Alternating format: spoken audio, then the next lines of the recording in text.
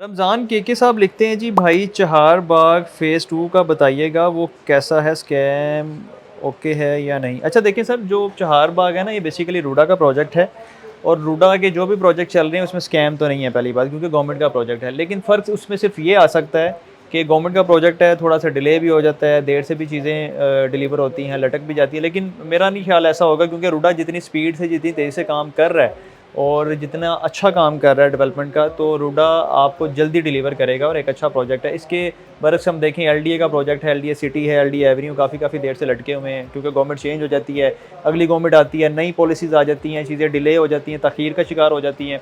तो ये रूडा में मेरा नहीं ख्याल आपको ऐसा देखने को मिलेगा। लेकिन बहरहाल इन्वेस्टमेंट के हवाले से, बाकी सारी चीज़ों के हवाले से सिक्योर है, आप इन्वेस्टमेंट कर सकते हैं।